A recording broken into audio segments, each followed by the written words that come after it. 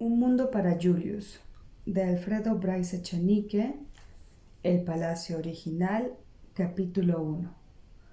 ¿Recuerdas que durante los viajes a los que nos llevaba mi madre, cuando éramos niños, solíamos escaparnos del vagón cama para ir a corretear por los vagones de tercera clase? Los hombres que veíamos recostados en el hombro de un desconocido, en un vagón sobrecargado, o simplemente tirados por el suelo, nos fascinaban. Nos parecían más reales que las gentes que frecuentaban nuestras familias. Una noche, en la estación de Tolón, regresando de Cannes a París, vimos a los viajeros de tercera bebiendo en la pequeña frente del andén. Un obrero te ofreció agua en una cantimplora de soldado. Te la bebiste de un trago, y enseguida me lanzaste la mirada de la pequeñuela que acaba de realizar la primera hazaña de su vida. Hemos nacido pasajeros de primera clase, pero, a diferencia del reglamento de los grandes barcos, aquello parecía prohibirnos las terceras clases. Roger Vaillant-Beaumasc. Julius nació en un palacio de la avenida Salaberry, frente al antiguo hipódromo de San Felipe, un palacio con cocheras, jardines, piscina, pequeño huerto donde hasta los 2 años se perdía y lo encontraban siempre parado de espaldas, mirando, por ejemplo, una flor, con departamentos para la servidumbre, como un lunar de carne en el rostro más bello, hasta con una carroza que usó tu bisabuelo, Julius, cuando era presidente de la República. ¡Cuidado! No la toques, está llena de telarañas. Y él, de espaldas a su mamá, que era linda, tratando de alcanzar la manija de la puerta. La carroza y la sección servidumbre ejercieron siempre una extraña fascinación sobre Julius. La fascinación de «no lo toques, amor, por ahí no se va, darling». Ya entonces su padre había muerto. Su padre murió cuando él tenía 1 año y medio. Hacía algunos meses que Julius iba de un lado a otro del palacio, caminando y solito cada vez que podía. Se escapaba hacia la sección servidumbre del palacio que era, ya lo hemos dicho, como un lunar de carne en el rostro más bello. Una lástima, pero aún no se atrevía a entrar por ahí. Lo cierto es que cuando su padre empezó a morirse de cáncer, todo en Versalles giraba en torno al cuarto del enfermo, menos sus hijos que no debían verlo, con excepción de Julius, que aún era muy pequeño para darse cuenta del espanto y que andaba lo suficientemente libre como para aparecer cuando menos lo pensaban, envuelto en pijamas de seda, de espaldas a la enfermera que dormitaba, observando cómo se moría su padre, cómo se moría un elegante, rico y buen mozo hombre. Y Julius nunca ha olvidado esa madrugada. 3 de la mañana, una velita Santa Rosa, la enfermera tejiendo para no dormirse, cuando su padre abrió un ojo y le dijo «pobrecito», y la enfermera salió corriendo a llamar a su mamá, que era linda y lloraba todas las noches en un dormitorio aparte, para descansar algo siquiera. Ya todo se había acabado. Papá murió cuando el último de los hermanos en seguir preguntando dejó de preguntar cuándo volvía papá de viaje, cuando mamá dejó de llorar y salió un día de noche, cuando se acabaron las visitas que entraban calladitas y pasaban de frente al salón más oscuro del palacio. Hasta en eso había pensado el arquitecto. Cuando los sirvientes recobraron su mediano tono de voz al hablar, cuando alguien encendió la radio un día, papá murió. Nadie pudo impedir que Julius se instalara prácticamente a vivir en la carroza del bisabuelo presidente. Ahí se pasaba todo el día, sentado en el desvencijado asiento de terciopelo azul con ribetes de oro, disparándoles siempre a los mayordomos y a las amas que tarde tras tarde caían muertos al pie de la carroza, ensuciándose los guardapolvos que, por pares, la señora les había mandado comprar para que no estropearan sus uniformes y para que pudieran caer muertos cada vez que Julius se le antojaba acribillarlos a balazos desde la carroza. Nadie le impedía pasarse mañana y tarde metido en la carroza, pero a eso de las 6, cuando empezaba ya a oscurecer, venía a buscarlo una muchacha, una que su mamá, que era linda, decía «hermosa la chola», debe descender de algún indio noble, un inca, nunca se sabe. La chola, que podía ser descendiente de un inca, sacaba a Julius cargado en peso de la carroza, lo apretaba contra unos senos probablemente maravillosos bajo el uniforme y no lo soltaba hasta llegar al baño del palacio, al baño de los niños más pequeños, solo el de Julius, ahora. Muchas veces tropezó la chola con los mayordomos o con el jardinero que yacían muertos alrededor de la carroza, para que Julius, Jesse James o Gary Cooper, según el día, pudiese partir tranquilo a bañarse. Y ahí en el baño empezó a despedirse de él su madre, 2 años después de la muerte de su padre. Lo encontraba siempre de espaldas, parado frente a la tina, desnudo con el pipí al aire, pero ella no se lo podía ver, contemplando la subida de la marea en esa tina llena de cisnes, gansos y patos, una tina enorme, como de porcelana y celeste. Su mamá le decía «Darling».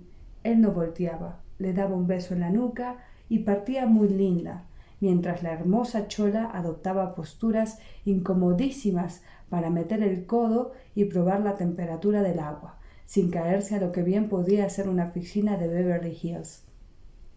A eso de las 6:30 de la tarde, diariamente, la chola hermosa cogía a Julius por las axilas, lo alzaba en peso y lo iba introduciendo poco a poco en la tina. Los cisnes, los patos y los gansos lo recibían con alegres ondulaciones sobre la superficie del agua calentita y límpida. Parecían hacerle reverencias. Él los cogía por el cuello y los empujaba suavemente, alejándolos de su cuerpo, mientras la hermosa chola se armaba de toallitas jabonadas y jabones perfumados para niños, y empezaba a frotar dulce, tiernamente, con amor, el pecho, los hombros, la espalda, los brazos y las piernas del niño. Julius la miraba sonriente y siempre le preguntaba las mismas cosas. Le preguntaba, por ejemplo, «¿Y tú? ¿De dónde eres?» Y escuchaba con atención cuando ella le hablaba de Puquio, de Nazca, camino a la sierra, un pueblo con muchas casas de barro. Le hablaba del alcalde, a veces de brujos, pero se reía como si ya no creyera en eso. Además, hacía ya mucho tiempo que no subía por allá. Julius la miraba atentamente y esperaba que terminara con una explicación para hacerle otra pregunta y otra y otra. Así todas las tardes, mientras sus hermanos, en los bajos, acababan sus tareas escolares y se preparaban para comer. Sus hermanos comían ya en el comedor verdadero o principal del palacio, un comedor inmenso y lleno de espejos, al cual la chola hermosa traía siempre cargado a Julius, para que le diera un beso con sueño a su padre, primero, y luego al otro extremo de la mesa, toda una caminata, el último besito del día a su madre, que siempre olía riquísimo.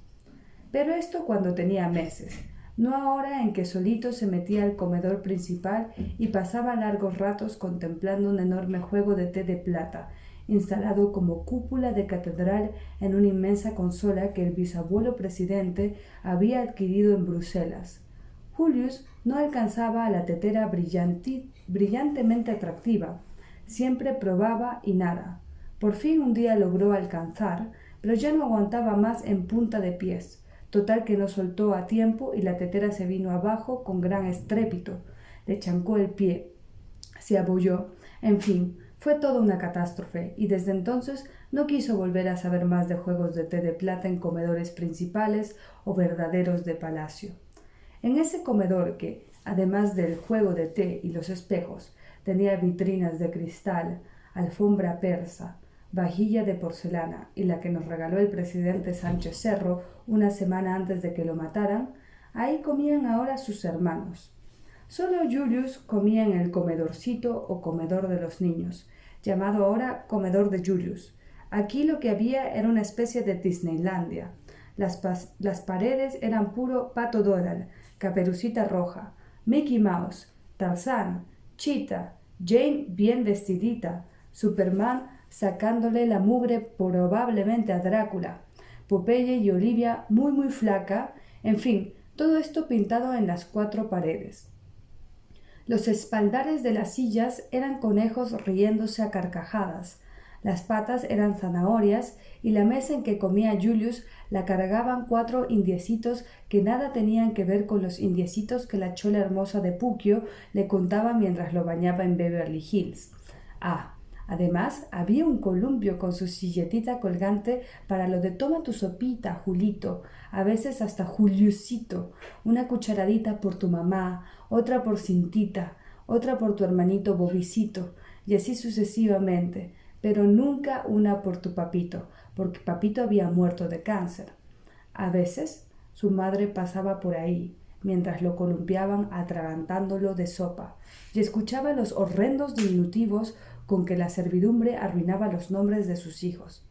Realmente no sé para qué les hemos puesto esos nombres tan lindos, decía. Si los oyeras decir Cintita en vez de Cintia, Julio en vez de Julius, ¡qué horror! Se lo decía a alguien por teléfono, pero Julius casi no lograba escucharla porque, entre la sopa que se acababa y el columpio que lo mecía abrazándolo como la planta del sueño, poco a poco se iba adormeciendo, hasta quedar listo para que la chola hermosa lo recogiera y se lo llevara a su dormitorio. Pero, cosa que nunca sucedió cuando sus hermanos comían en Disneylandia, ahora toda la servidumbre venía a acompañar a Julius. Venía hasta Nilda, la selvática, la cocinera, la del olor a ajos, la que aterraba en su zona, despensa y cocina, con el cuchillo de la carne. Venía, pero no se atrevía a tocarlo. Era él quien hubiera querido tocarla, pero entonces más podían las frases de su madre contra el olor a ajos. Para Julius, todo lo que olía mal olía a ajos, a Nilda, y como no sabía muy bien qué eran los ajos, una noche le preguntó. Nilda se puso a llorar, y Julius recuerda que ese fue el primer día más triste de su vida. Hacía tiempo que Nilda lo venía fascinando con sus historias de la selva y la palabra tambopata, eso de que quedara en Madre de Dios, especialmente, era algo que lo sacaba de quicio, y él le pedía más y más historias sobre las tribus calatas, todo lo cual dio lugar a una serie de intrigas y odios secretos que Julius descubrió hacia los 4 años. Vilma, así se llamaba la chola hermosa de Puquio, atraía la atención de Julius mientras lo bañaba. Pero luego, cuando lo llevaban al comedor, era Nilda, con sus historias plagadas de pumas y chunchos pintarrajeados, la que captaba toda su atención. La pobre Nilda solo trataba de mantener a Julius con la boca abierta para que Vilma pudiera meterle con mayor facilidad las cucharadas de sopa. Pero no porque Vilma se moría de celos y la miraba con odio. Lo genial es que Julius se dio cuenta muy pronto de lo que pasaba a su alrededor y resolvió el problema con gran astucia.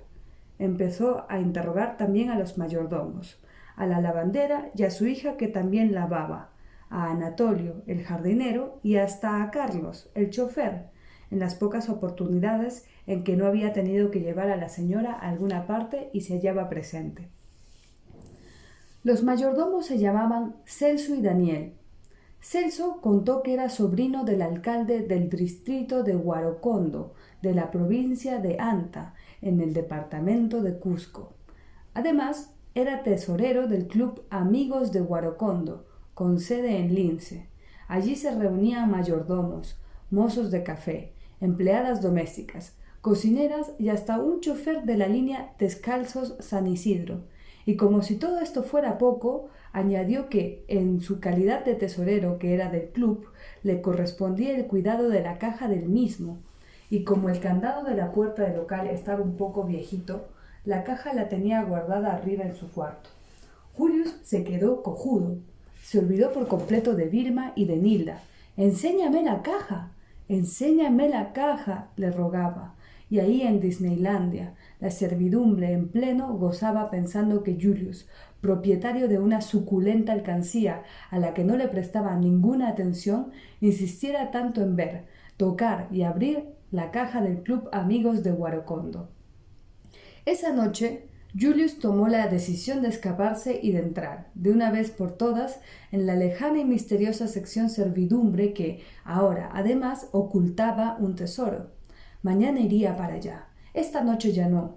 no porque la sopa acababa de terminarse y el columpio se iba poniendo cada vez más suave, la silletita voladora hubiera alcanzado la luna, pero siempre sucedía lo mismo.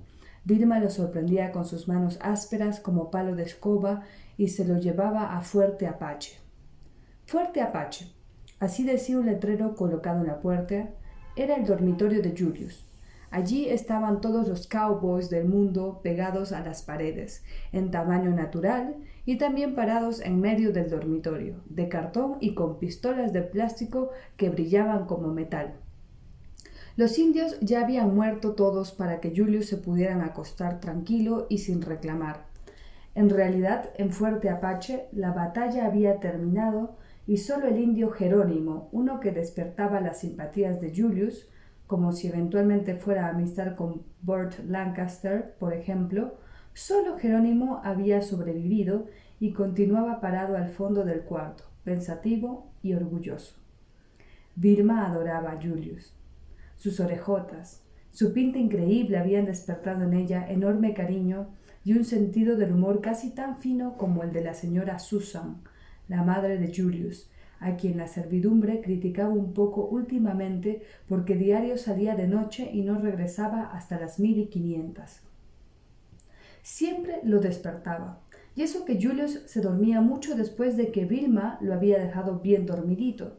Se hacía el dormido, y en cuanto ella se marchaba, abría grandazos los ojos y pensaba regularmente un par de horas en miles de cosas. Pensaba en el amor que Vilma sentía por él, por ejemplo.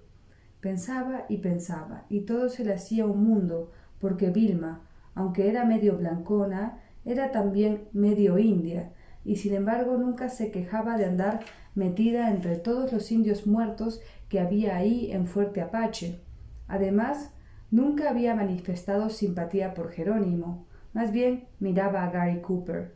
Claro que todo eso pasaba en los Estados Unidos, pero indios y mi dormitorio y Celso, ese sí que es indio, así hasta que se dormía, tal vez esperando que los pasos de mami en la escalera lo despertaran. Ahí llega, sube. Julius escuchaba sus pasos en la escalera y sentía adoración. Se acerca, pasa por la puerta, sigue de largo hacia su cuarto, al fondo del corredor, donde murió papi, donde mañana iré a despertarla, linda. Se dormía rapidito para ir a despertarla cuanto antes. Siempre la despertaba. Para Vilma era un templo, para Julius el paraíso, para Susan su dormitorio, donde ahora dormía viuda, a los 33 años y linda. Vilma lo llevaba hasta ahí todas las mañanas, alrededor de las 11. La escena se repetía siempre. Susan dormía profundamente y a ellos les daba ni sé qué entrar. Se quedaban parados aguantando que la puerta entreabierta, hasta que de pronto Vilma se armaba de valor y le daba un empujoncito que lo ponía en marcha hacia la cama soñada, con techo, con columnas retorcidas, con tules y con angelitos barrocos, esculpida en los 4 ángulos superiores. Julius volteaba a mirar hacia la puerta, desde donde Vilma le hacía señas para que la tocara. Entonces él extendía una mano, le introducía apartando 2 tules y veía a su madre, tal cual era, sin una gota de maquillaje, profundamente dormida, bellísima. Por fin se decidía a tocarla. Su mano alcanzaba apenas el brazo de Susan y ella, que despertaba siempre viendo un último instante lo de anoche, respondía con una sonrisa dirigida a través de la mesa de un club nocturno al hombre que acariciaba su mano. Julius la tocaba nuevamente. Susan giraba dándole la espalda y escondiendo la cara en la almohada para volver a dormirse, porque durante un segundo acababa de regresar cansada de tanto bailar y no veía las horas de acostarse. «Mami», le decía atrevido, gritándole suavecito, casi resondrándola en broma, envalentonado por las señas de Vilma desde la puerta. Susan empezaba a enterarse de la llegada del día, pero, aprovechando que aún no había abierto los ojos, volvía a dirigir una sonrisa a través de la mesa de un club nocturno e insistía en girar, hundiéndose un poco más en el lado hacia el cual se había volteado al acostarse cansada. La segunda vez que Julius la tocó, luego, en una fracción de segundos, dormía íntegra su noche hasta que ella misma dejaba que el eco del «mami» pronunciado por Julius se filtrara iluminándole la llegada del día, reapareciendo por fin en una sonrisa dulce y perezosa que esta vez sí era para él. «Darling», bostezaba, linda, «¿quién se va a ocupar de mi desayuno?» «Yo, señora. Voy a avisarle a Celso que ya puede subir el azafate».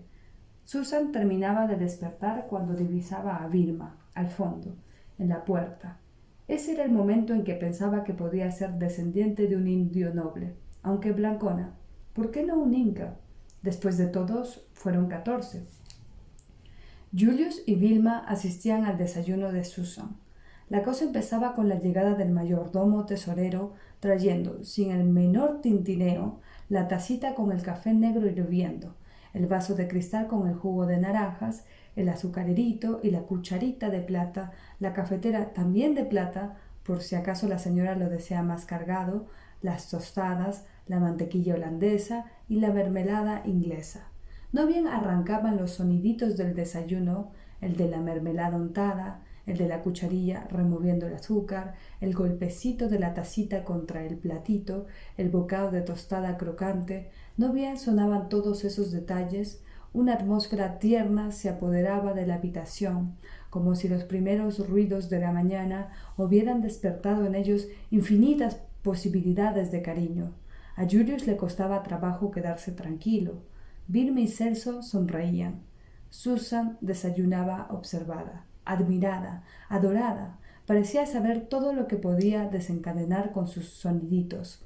De rato en rato alzaba la cara y los miraba sonriente, como preguntándoles: ¿más soniditos? ¿Jugamos a los golpecitos? Terminado el desayuno, Susan empezaba una larga serie de llamadas telefónicas y Vilma partía con Julius rumbo al huerto, a la piscina o a la carroza. Pero por una vez, Julius no esperó que Vilma lo cogiera de la mano. Se le anticipó y salió corriendo detrás de Celso, que bajaba con el azafate. «Enséñame la caja, enséñame la caja», le iba gritando, mientras el otro se le alejaba en la escalera. Por fin lo logró alcanzar en la cocina y el mayordomo tesorero aceptó mostrársela no bien terminara de poner la mesa, porque sus hermanos ya no tardaban en llegar del colegio con hambre. «Vuelve en un cuarto de hora», le dijo. «¡Cynthia!», gritó Julius, apareciendo en el gran hall de la escalera. Como todos los días, Carlos, el chofer negro uniformado con gorra de la familia, acababa de traerlos del colegio y ahora subían a saludar a su mamá. «¡Orejitas!», exclamó Santiago sin detenerse. Bobby no volvió a mirar. En cambio, Cynthia se había quedado parada en el descanso de la escalera. «Cynthia, Celso me va a enseñar la caja del club de los amigos de Guarocondo», lo ayudó Cynthia, sonriente. «Ahorita bajo para que me acompañes a almorzar». Minutos después, Julius entró por primera vez en la sección servidumbre del palacio. Miraba hacia todos lados. Todo era más chiquito, más ordinario, menos bonito, feo también. Todo disminuía por ahí. De repente escuchó la voz de Celso. «Pasa», y recordó que lo había venido siguiendo, pero solo al ver la cama de fierro marrón y frío comprendió que se hallaba en un dormitorio. Estaba oliendo pésimo cuando el mayordomo le dijo: «Esa es la caja», señalándole la mesita redonda. «¿Cuál?», preguntó Julius, mirando bien la mesita. «Esa, pues». Julius vio la que no podía ser. «¿Cuál?», volvió a preguntar, como quien busca algo en la punta de su nariz y espera que le digan: «¿No ves? Esa, ahí, en la punta de tus narices». «Ciego estás, Julius, esta es». Celso se inclinó para recoger la lata de galletas de encima de la mesa. Se la alcanzó. Julius la cogió por la tapa. Mal. Se le destapó la lata. Un montón de billetes y monedas sucias le cayeron sobre el pantalón y se regaron por el suelo. «Niño, ¿lo que has hecho? Ayúdame». «Apúrate, tengo que servirle a tus hermanos». tengo que acompañar a Cynthia. Cynthia también tenía a su ama, como Julius tenía a Vilma, pero no era hermosa, sino gorda y buena. Gorda, buena, antigua, vieja, responsable y canosa.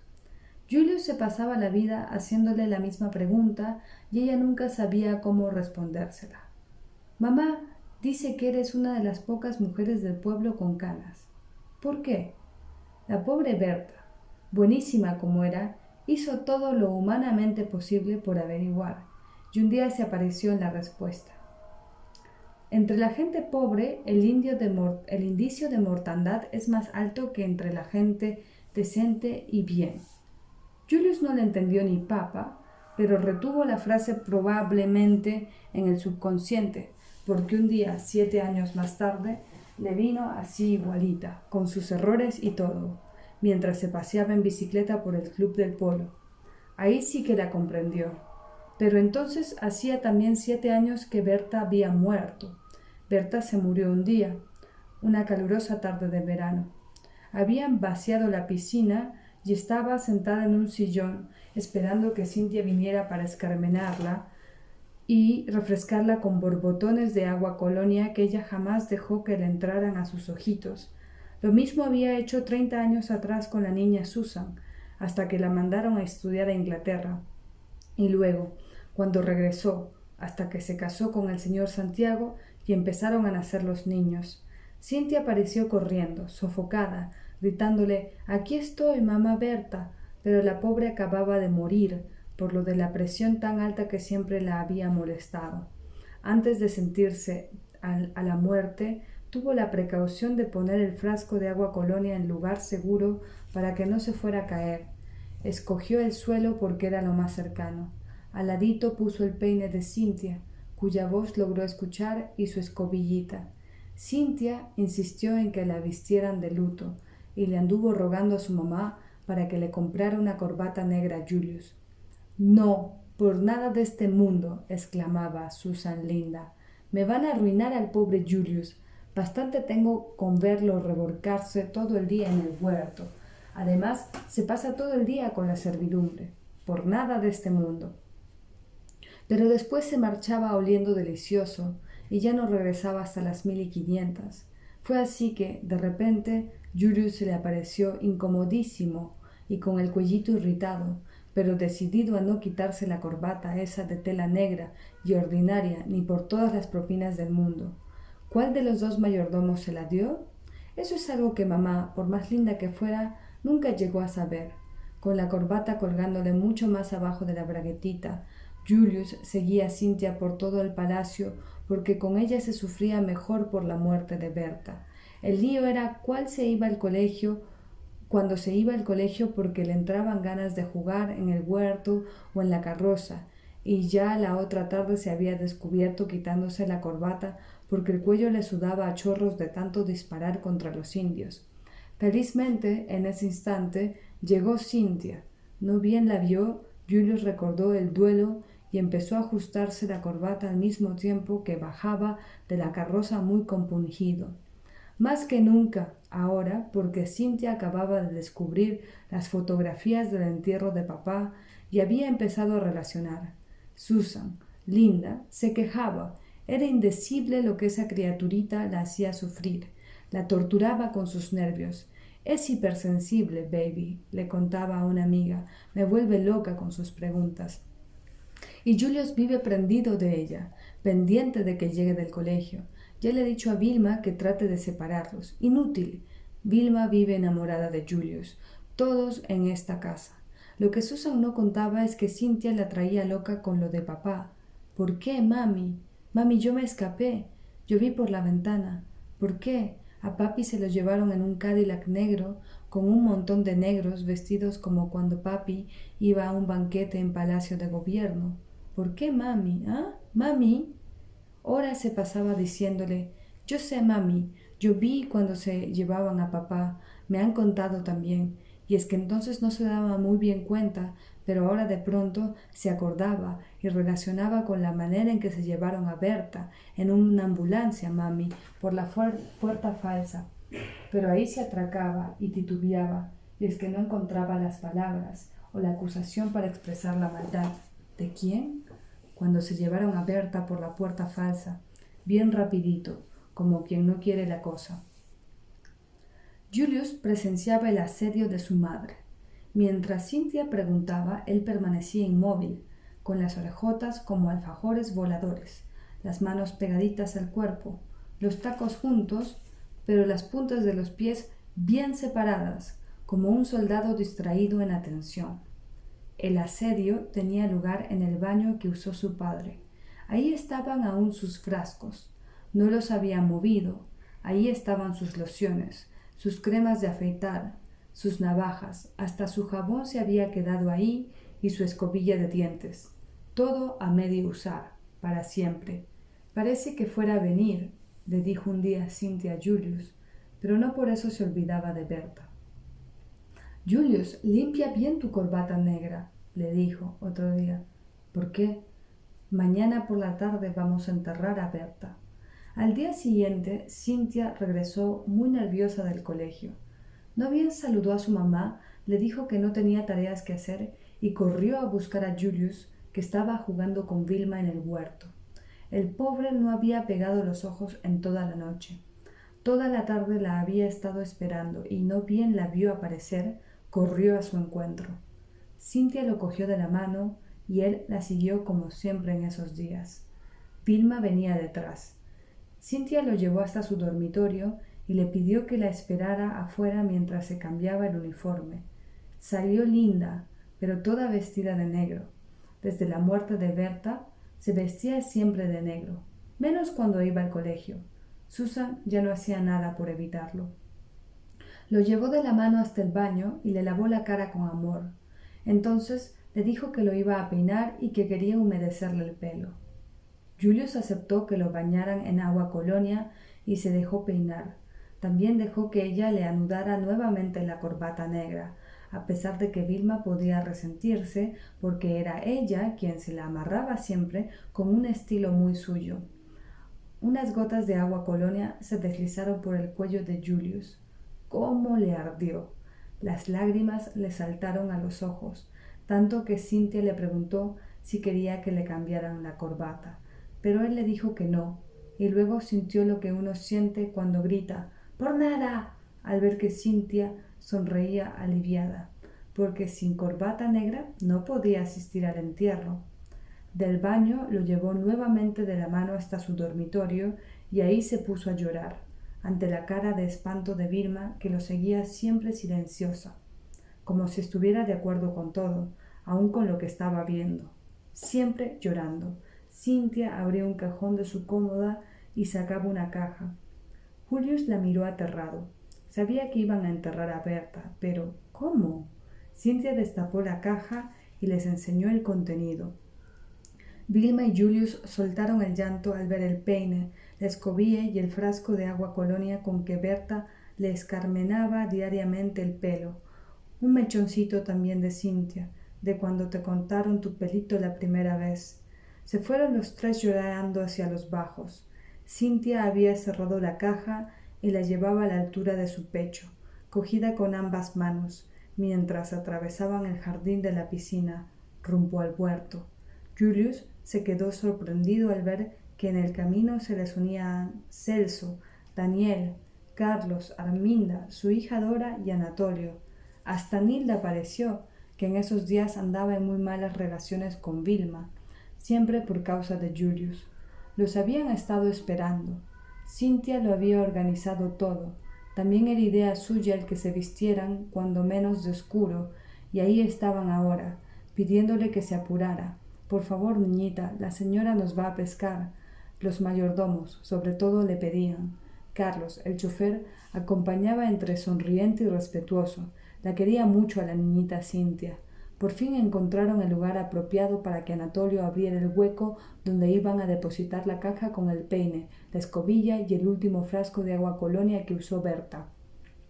Terminó su pequeña excavación y ahí sí que todos soltaron el llanto. Al pobre Julius la corbata le ardía como nunca y los mocos le colgaban hasta el suelo. Qué triste era todo, y por qué ni él ni nadie se espantó, sino que todos la quisieron más cuando Cynthia se sacó la medallita de platino que le colgaba del cuello y la enterró también. Por turno, Cynthia y Julius primero fueron echando un poquito de tierra. Esa última parte fue idea de Nilda. Luego todos se escaparon, menos Carlos, que caminó serio a tomar su té de las 6. Una semana más tarde, Susan trató de resondrar a Cynthia por ser tan descuidada, por haber perdido la medallita de platino que te regaló, pero en ese instante se le olvidó completamente quién se la había regalado, y en cambio recordó que en estos días andaba más tranquilita, y ahora que se fijaba, hace por lo menos una semana que no se pone el traje negro. ¿Y usted? Se abalanzó sobre Julius, paradito ahí con las puntas de los pies separadísimas. Volvió a sentir esa necesidad de que fuera un bebé, y en vez de decirle usted ya tiene 5 años, a usted ya deberíamos ponerlo en el colegio, le dio un beso oliendo delicioso. Mami está apurada, darling, dijo, volteando a mirarse en un espejo. Luego se inclinó para que ellos alcanzaran sus mejillas. Un mechón lacio, rubio, maravilloso se le vino abajo, como siempre que se inclinaba. Los enterró entre sus cabellos. Cynthia y Julius dejaron sus besos ahí, guardaditos, protegidos, para que le duren hasta que vuelva.